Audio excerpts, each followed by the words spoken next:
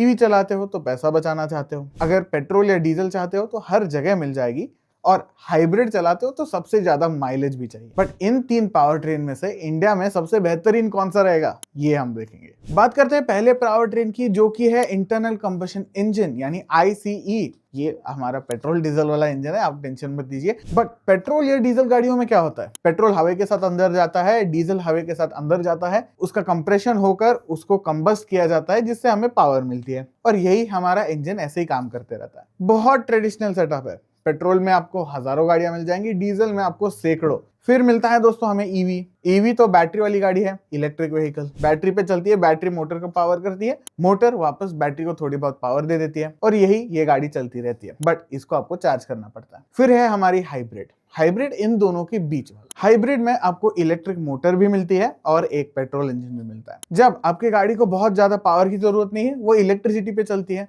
जहां पर इंजन बंद होता है और आपका पेट्रोल अल्टीमेटली बच जाता है। और जहां पर पावर की जरूरत है, पेट्रोल सीमलेसली शुरू होता है और आपको तुरंत पावर मिल जाती है। और यही हाइब्रिड की सबसे बड़ी खूबी है।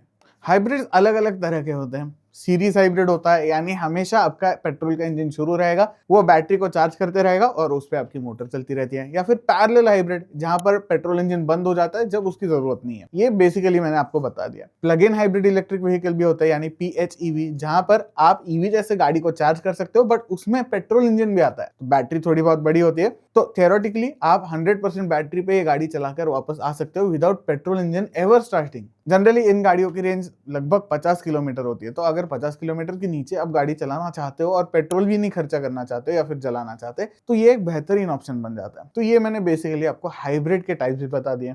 फिर बात करते हैं दोस्तों प्राइस की, और ये one of the biggest points है जो 3 पावर ट्रेन्स को डिफरेंशिएट करता है, यानी अलग करता है। ICE यानी इंटरनल कंबशन इंजन, पेट्रोल और डीजल इंजन होते हैं, जो आपको 5-6 लाख में भी मिल जाएगी और 2-3 करोड़ में भी मिल जाएगी। वहीं पे हाइब्रिड कार्स के लिए थोड़ा बहुत पैसा आपको ज्यादा देना पड़ता है, क्योंकि ना कि सिर्फ आपकी गाड़ी में इंजन है, बट उसके साथ इलेक्ट्रिक मोटर भी है, और इलेक्ट्रिक मोटर और इंजन को साथ में चलाने के लिए एक थोड़ा अलग से ट्रांसमिशन भी आता है, और इसकी ओवरऑल कॉस्ट थोड़ी बढ़ जाती है। मैंने कह रहा हूँ कि जितनी ईवी की बढ़ती है उतनी वैसे ईवी जो है वो लगभग एक नॉर्मल कार से 1.5 से 2 लाख रुपए महंगी होती है। तो ईवी लगभग 10 लाख में शुरू होती है, और अगेन उसमें लिमिट ही नहीं है, अगर आप चाहे तो 2 करोड़ की ईवी भी खरीद सकते हैं। और सबसे महंगी तो अपफ्रंट ईवी ही होती है, क्योंकि ईवी में सबसे बड़ी बैटरी होती है, और बैटरी की कॉस्ट आज के दिन बहुत ज्यादा है कंपेयर टू अदर व्हीकल्स, तो इनकी कॉस्ट अपफ्रंट ज्यादा होगी। उसके बाद आती है हाइब्रिड कार्स, क्योंकि अगेन दोनों मिलकर आप ज्यादा थोड़ा पैसा दोगे। छोटी बैटरी होगी, एक इलेक्ट्रिक मोटर होगी, जो कि अगेन छोटी होगी, बहुत बड़ी नहीं होगी, बट ईवी से थोड़ी सस्ती होगी। फिर हमारी नॉर्मल कार्स आती है, जहां पर बेसिक इंजन होता है, ट्रांसमिशन होता है, फीचर्स बहुत सारे मिल जाते हैं आजकल, बट ये सबसे सस्ती गाड़ियां कंपैरेटिवली पावर ट्रेन में बन जाती है। अगर ईवी और हाइब्रिड आप कंसिडर भी कर रहे हो, तो उसका मेन कारण यही हो सकता है कि आप पैसे बचाने की कोशिश कर रहे हो। तो ईवी अगर चलाना चाहते हो तो लगभग 1 से 3 रुपए पर किलोमीटर आपकी कॉस्ट बन जाती है, डिपेंडिंग ऑन आप घर पे चार्ज करते हो या बाहर चार्ज करते हो। फिर आती है हमारी हाइब्रिड कार्स, ये लगभग 2 से 4 रुपए पर किलोमीटर चलती है। और फिर हमारी महान शानदार इंटरनल कंबशन इंजन यानी पेट्रोल डीजल इंजन, जो कि लिमिट नहीं है, वैसे वो गाड़ियां चल सकती है 7 रुपए पर किलोमीटर से लेकर 10-20 रुपए पर किलोमीटर, डिपेंडिंग ऑन कौन सी गाड़ी है, बट लगभग हम मान लेंगे कि 10 के आसपास आपको पर किलोमीटर कॉस्ट आएगी। तो ऑब्वियसली बात है, EVs are cheaper to run, but एक चीज यहाँ पर आप समझ लीजिए कि हाइब्रिड्स और ईवीज के बीच का अंतर जो है रनिंग कॉस्ट में, वो बहुत ज्यादा नहीं है। और ये भी आप समझ लीजिए कि जब ईवी खरीदते हो तो अपफ्रंट कॉस्ट ईवी में बहुत ज्यादा दे रहे हो। It can be up to 10 to 20 lakhs, again depending on कौन सी गाड़ी चलाते हो। फिर बात आती है दोस्तों मेंटेनेंस की। ईवी हो या पेट्रोल हो, मेंटेनेंस जरूरी है, तो गाड़ी टाइम टू टाइम आपको मेंटेन करनी ही करनी है। दूसरी चीज, आपको शोरूम वाले 10 बार फोन करके बोलेंगे कि आपकी गाड़ी सर्विसिंग के लिए ड्यू है, तो आइदर वे आपको पैसे देने पड़ेंगे। फिर मेंटेनेंस में कहूंगा कि इंटरनल कंबशन इंजन गाड़ियां जो होती है, लगभग 10,000 पर साल का एवरेज खर्चा निकाल ही देती है मेंटेनेंस में। मैं कहूंगा उनका लगभग 20,000 हम कह सकते हैं, डिपेंडिंग ऑन कौन से लेवल की गाड़ी है, बट 15,000 से 20,000 आपका खर्चा निकल सकता है, क्योंकि ये गाड़ियां थोड़ी कॉम्प्लिकेटेड है। तो अगर थोड़ा बहुत सर्विस करना है तो हो सकता है एक स्पेशलाइज्ड पर्सन लग सके। फिर आती है ईवी। आपने यहाँ पर समझ लिया होगा कि अगर हाइब्रिड महंगी है तो ईवी और भी महंगी होगी सर्विस में, और आप 100% गलत नहीं हो, बट ईवी में कम मूविंग पार्ट्स है, तो टाइम टू टाइम जो आप रूटीन मेंटेनेंस करते हो उसमें बहुत ज्यादा खर्चा आपका नहीं होगा, और यही इसकी सबसे बड़ी बात है। ना ही आपको इंजन ऑयल चेंज करना है, ना ही ऑयल फिल्टर चेंज करना है। ट्रांसमिशन ऑयल आपको चेंज करना पड़ेगा, वैसे रिडक्शन गियर होता है उसमें ऑयल डलता है, तो गियर बॉक्स ऑयल थोड़ा बहुत आपको चेंज करना पड़ता है ईवी में, but that is about it. आपको बाकी चीजें चेंज ही नहीं करनी, तो मेंटेनेंस कॉस्ट कम होती है। तो अगर हम दोस्तों 10 साल का एवरेज भी निकालें तो इंटरनल कंबशन इंजन में लगभग आप 1 से 2 लाख रुपए का खर्चा कर रहे होंगे मेंटेनेंस के लिए। वहीं पे आपकी हाइब्रिड उसके आसपास आ सकती है, नहीं तो अप टू 2.5 लाख जा सकती है। बट ईवी लगभग हाफ प्राइस में यही बात कर देती है, क्योंकि बहुत सारी चीजें है ये नहीं चेंज करने के लिए, तो ओवरऑल आपकी एक्यूमुलेटेड कॉस्ट जो है वो बहुत कम हो जाती है। फिर आती है बात ड्राइविंग एक्सपीरियंस की। मुझे खुद को गाड़ी चलाना बहुत पसंद है, और मेरा पर्सनल प्रेफरेंस है कि मैं इंजन वाली गाड़ी चलाऊं, जहां पर मुझे थोड़ा बहुत फील मिल सके, मैं गियर्स चेंज कर पाऊं, क्लच दबाऊं। ये सारी चीजें आप हाइब्रिड और ईवी में नहीं कर सकते। तो अगर आपको ये चीजें मैटर नहीं करती तो आपको हाइब्रिड ईवी लेनी चाहिए, और ओवरऑल एक फैमिलियर ड्राइविंग फील है आइस कार्स के साथ। वहीं पे हाइब्रिड में अगर मैं जाऊं तो एक चीज आपको हमेशा याद रखनी पड़ती है कि ये हो सकती है एक सीवीटी गाड़ी है, वो एक चीज है, और दूसरी चीज ये हमेशा पेट्रोल और बैटरी के बीच में ऑन ऑफ करती रहती है। तो आपका इंजन एकदम से शुरू होगा, एकदम से बंद होगा पैरेलल हाइब्रिड चलाओगे तो। अगर सीरीज हाइब्रिड चलाते हो तो आपको सीवीटी गाड़ी चलाए जैसे ही फील आता है, बट थोड़ा यूज टू होने में टाइम लग सकता है। इसके अलावा ये गाड़ी बहुत बढ़िया माइलेज देगी, माइलेज को तो आप आराम से यूज टू हो जाओगे। फिर आती है हमारी ईवी। ईवी में ना मूविंग पार्ट्स है, बहुत साइलेंट है, गाड़ी स्टार्ट है कि बंद है नहीं पता चलता, और एक साइलेंट कैबिन है बट इंस्टेंट एक्सेलरेशन, जिसमें ड्राइविंग फील आपको बहुत अच्छे से मिल सकता है, एक्सेलरेशन का स्पेशली। बट जनरली ये गाड़ियाँ थोड़ी बहुत हैवी होती है when compare to normal petrol diesel cars. तो वहाँ पर अगर आप समझ लीजिए घाट में वगैरह अच्छे से चलाना चाहते हो तो वेट जरूर फील होगा।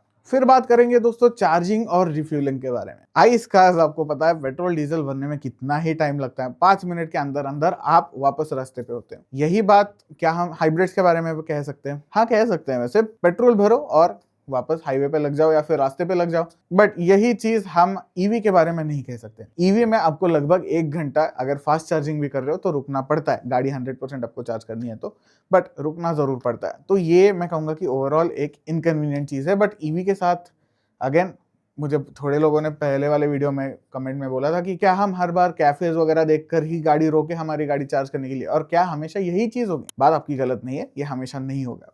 बट अगर आप टीयर 1 सिटीज में चलाते हो गाड़ी तो आपको बहुत ज्यादा प्रॉब्लम नहीं आना चाहिए। बाकी के जगह पे आपको प्रॉब्लम आ सकता है ईवी चार्जिंग में। यही ईवी अगर आप घर पे चार्ज करते हो तो स्लो है बट बहुत ज्यादा कन्वीनियंट है। आप रात भर गाड़ी लगा दो चार्ज में और आपकी गाड़ी ओवरनाइट चार्ज हो जाती है। बाहर जाओगे अगर घर से दूर जाना चाहते हो तो थोड़ा बहुत प्रॉब्लम जरूर आ सकता है। फिर आती है दोस्तों रीसेल की बात। Resale, let's be honest, EV में आपको नहीं मिलेगा। बात ऐसी है कि लोग ईवी को लेकर बहुत डर जाते हैं, और इसी डर की वजह से सेकेंड हैंड मार्केट में ना वो गाड़ी ज्यादा प्राइस पे बिकी जाती है, और ना ही जाके कोई सेकेंड हैंड ईवी बाई करता है, क्योंकि हमें पता नहीं कि वो गाड़ी की कंडीशन क्या है। दूसरी चीज और सबसे खतरनाक चीज फाइनेंशियली आपकी बन सकती है कि गाड़ी की बैटरी लाइफ कितनी बची है।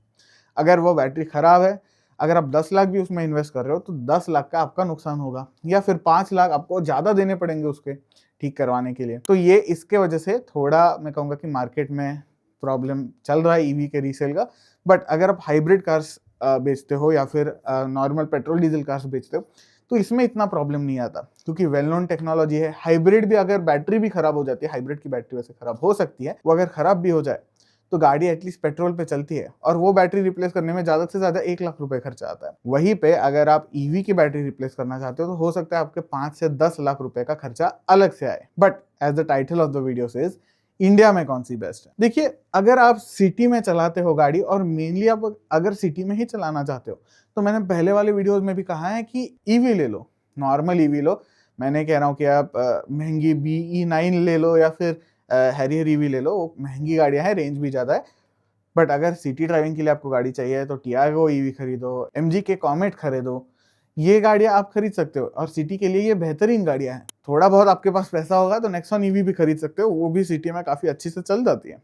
बट मैं नहीं कहूंगा कि आप 30-40 लाख डाले एक महंगी ईवी खरीदे और वही सिटी में घुमाए। हाँ, उससे आप थोड़ा बहुत दूर जा सकते हो, but that is about it, क्योंकि इंडिया में अभी भी इंफ्रास्ट्रक्चर ईवी के लिए नहीं है। फिर हम बात करते हैं दोस्तों पेट्रोल डीजल गाड़ियों के बारे में। गवर्नमेंट डीजल गाड़ियों को लेकर बहुत अनस्टेबल है। कब जाके हम आज अगर डीजल गाड़ी खरीदते भी है, क्या पता 2 महीने बाद वो गाड़ी बैन हो जाए, जैसे दिल्ली में करा गया था। वैसे 2 महीने के बाद आपको प्रॉब्लम नहीं होगा, बट मान लीजिए आपने सेकेंड हैंड गाड़ी उठाई है, 10 साल हो चुके हैं उस गाड़ी को। हम रहते हैं पुणे में, बाकी मान लीजिए राज्यों में अगर आप गाड़ी चलाते भी है और वो राज्य कहता है कि हम अब 10 साल के ऊपर वाले डीजल गाड़ियों को बैन कर देंगे, तब लोग क्या करेंगे? और इसी वजह से हमारी शिफ्ट जो है वो पेट्रोल के तरह चले जा रहा है, और पेट्रोल गाड़ी इसी वजह से पॉपुलर भी होते जा रहे हैं। बट अगर आप मेनली हाईवे पे यूज करोगे, आप बजट कॉन्शियस हो, तो आप नॉर्मल पेट्रोल डीजल गाड़ी खरीदो। अगर आपके पास थोड़ा एक्स्ट्रा पैसा है जहां पर आप डाल सकते हो, इन्वेस्ट कर सकते हो, तो मैं कहूंगा कि हाइब्रिड 100% बेस्ट ऑप्शन है इंडिया के लिए, ना कि ईवी, क्योंकि आप एकदम से ईवी पे स्विच नहीं हो सकते। हाइब्रिड जो है एक बढ़िया ट्रांजिशन है बीच का, जो कि आपको बढ़िया फ्यूल इकोनॉमी देगा और ईवी के डिसएडवांटेजेस को कम कर देगा, जैसे बैटरी रिप्लेसमेंट। तो मैं कहूंगा कि hybrid is the best for India, अगर आप स्पेशली ज्यादा पैसा खर्चा करना चाहते हो। नहीं तो आप जरूर ईवी सिटी के लिए और बाकी यूसेज के लिए पेट्रोल डीजल कार्स खरीद सकते हैं। आपको इस वीडियो के बारे में क्या लगा मुझे जरूर कमेंट में बताना, और आप क्या नेक्स्ट गाड़ी लेना चाहोगे ये भी बताना, और आप कौन सी पावर ट्रेन नेक्स्ट लेना चाहोगे अगर आपको गाड़ी खरीदनी है। होपफुली ये वीडियो आपको अच्छा लगा है, लाइक करिए, शेयर करिए और सब्सक्राइब करना बिल्कुल मत भूलना।